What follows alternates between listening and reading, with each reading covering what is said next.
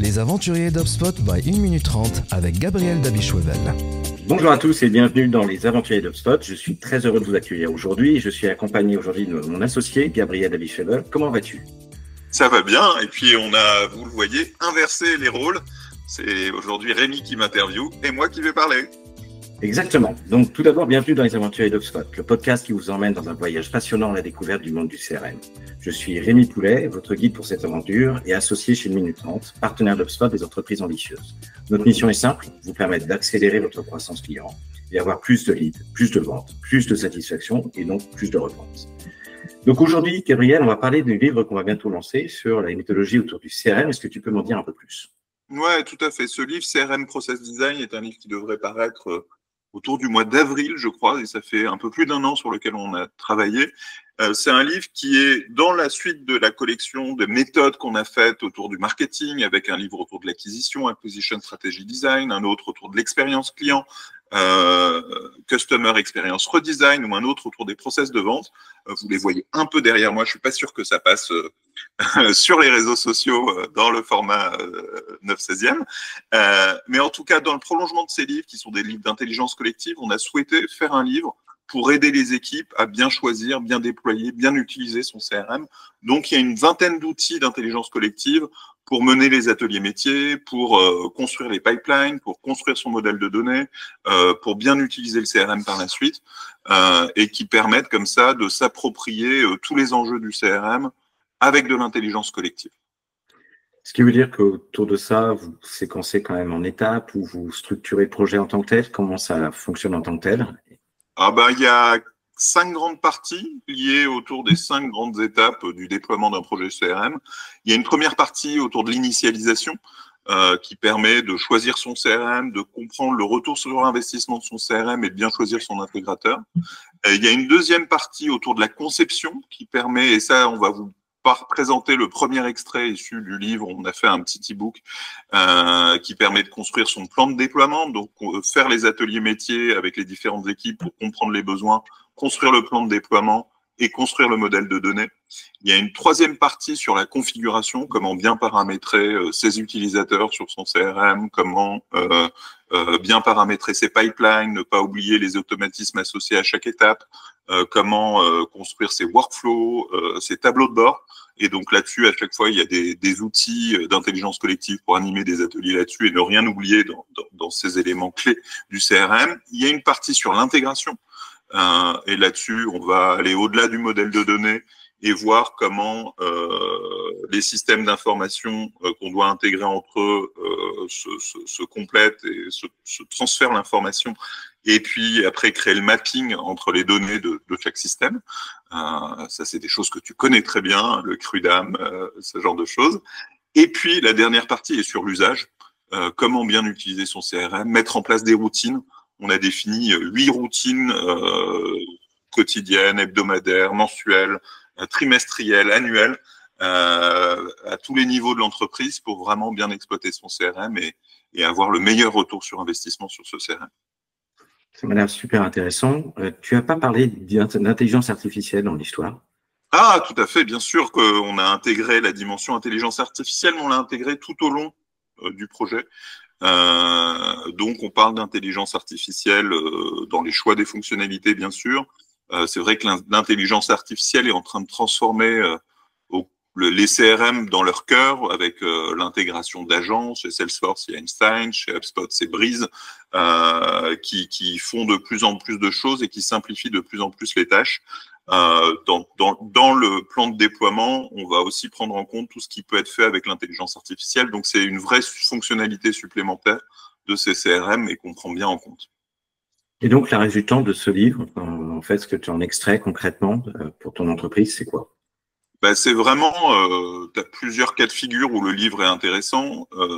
Tu n'as pas encore de CRM, tu veux comprendre pourquoi tu en as besoin d'un et bien le choisir. Toute la partie initialisation va t'aider à comprendre les enjeux, voir les bénéfices, choisir ton intégrateur et le meilleur CRM adapté à tes besoins. Tu vas, une fois que si tu choisis de le déployer toi-même, tu fais pas appel à un intégrateur, tu vas pouvoir en interne, mener tes ateliers, construire ton plan de déploiement, construire ton modèle de données, faire tes propres paramétrages.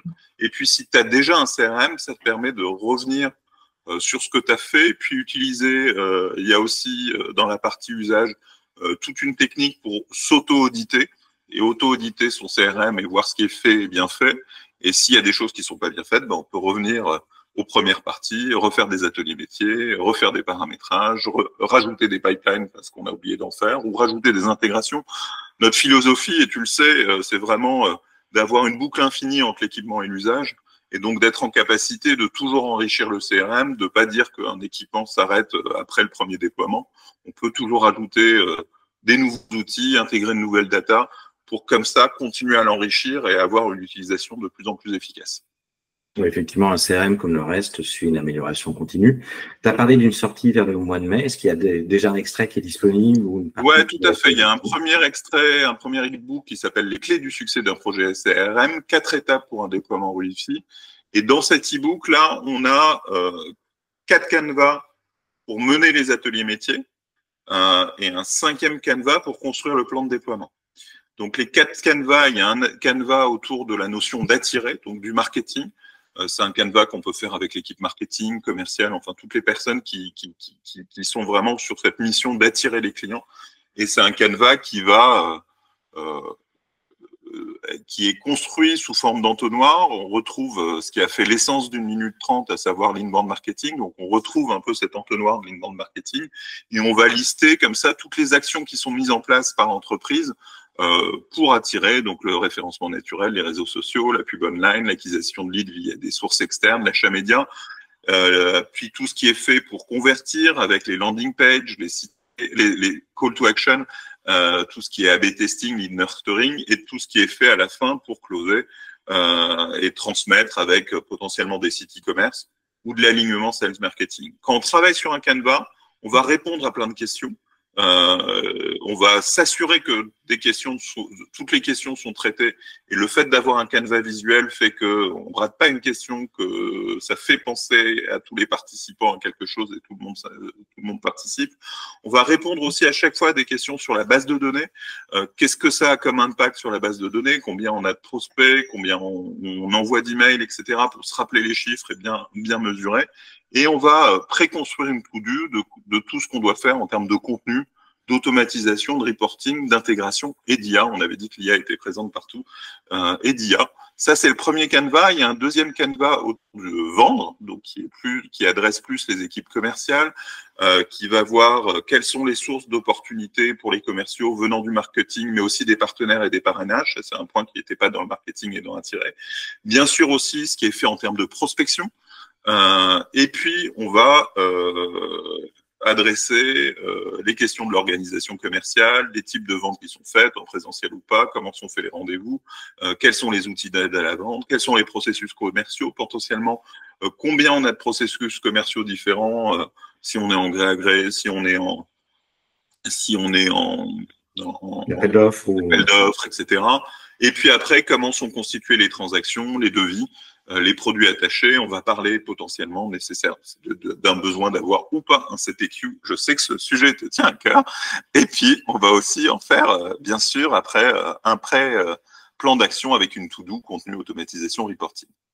J'avance un peu sur le troisième canevas, qui est le canevas satisfaire, qui s'adresse plus aux équipes du service client, mais aussi à toutes les parties prenantes de l'organisation qui vont faire en sorte de satisfaire le client. Donc, on va s'intéresser aux moments clés du parcours client, bien décomposer le parcours client avec les moments clés. C'est une partie de la méthode qui peut être inspirée du livre Customer Experience Redesign.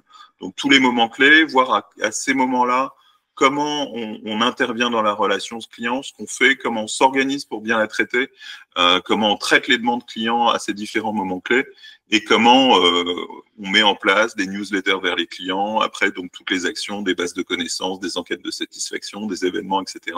L'idée, c'est d'avoir la cartographie complète de tout ce qu'on fait pour satisfaire les clients et tous les points de contact et tous les tickets qui peuvent remonter s'il y a de l'insatisfaction et comment bien les traiter.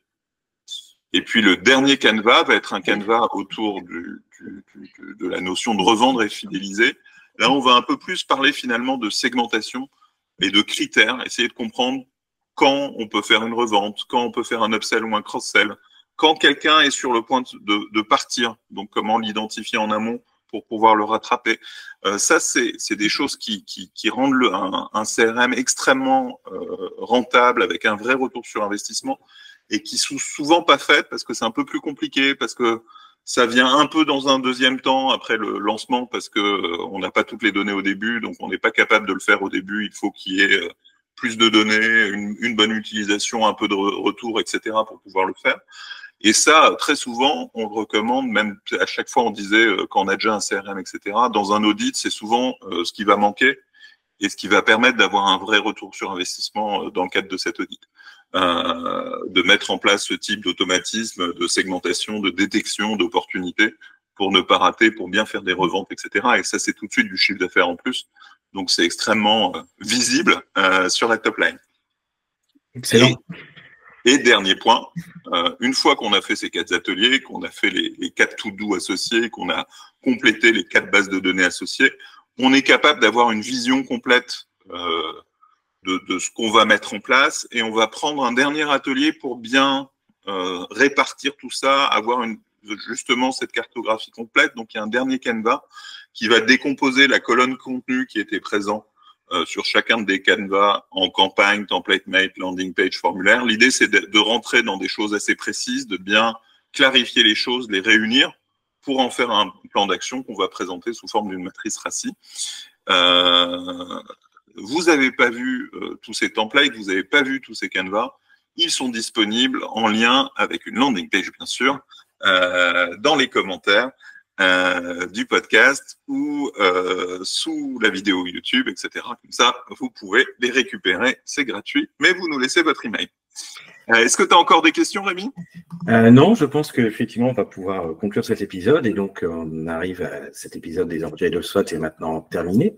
J'espère que vous avez beaucoup appris avec notre aventurier du jour, Gabriel. Si comme vous pensez que le CRM est une aventure qu'il faut être accompagné, contactez-nous chez Minute 30. Mais avant de partir, n'oubliez pas que l'expérience est bien meilleure lorsqu'elle est partagée. Alors, après l'épisode, relayez vos découvertes avec d'autres aventuriers. N'hésitez pas à liker, à partager et à laisser un commentaire sur la plateforme ou consulter ce podcast. Bonne journée. Bonne journée, Gabriel. Salut, Rémi.